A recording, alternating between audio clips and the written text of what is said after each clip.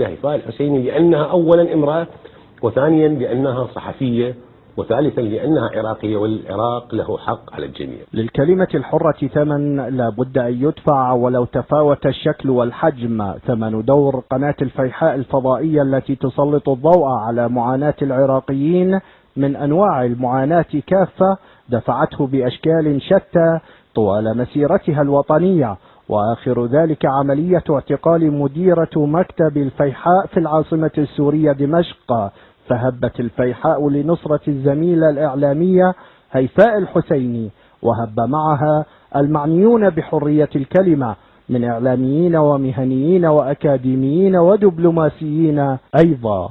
أنا أول الأمانة حينما زرت السيد ست هيفاء عند إطلاق سراحها، حقيقة قبل أن أتكلم عن المعاملة التي سألتها أن كيف تلقت المعاملة في الجانب السوري، أحب أن أسجل إعجابي بالإعلامية هيفاء الحسيني حول ما وجدته بعد إطلاق سراحها مباشرة. كنت أتوقع أن أجد امرأة منكسرة تذرف الدموع، لكني وجدت امرأة شامخة وكأن التجربة زادتها ثقة بنفسها. أما وسائل الإعلام العربية وتلك التي تلتحف التكسب فقد غابت كالمعتاد عن الحدث منذ لحظة اعتقال الحسيني الأولى ولغاية إطلاق سراحها من قبل الحكومة السورية، هي واثنين من موظفي مكتب الفيحاء في دمشق.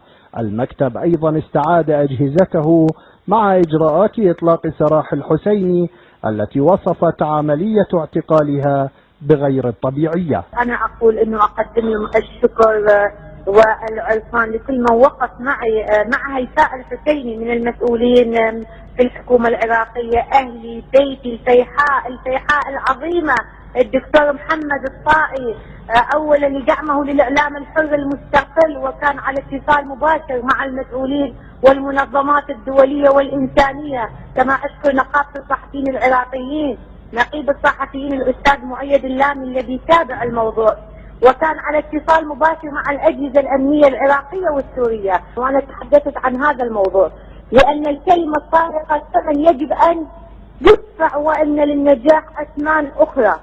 حيث تم اقتيادي مع مجموعة من قبل مجموعة من رجال الأمن أثناء مراجعة دائرة الهجرة والجوازات، حيث أعلموني بأني مطلوبة إلى أحد الجهات الأمنية،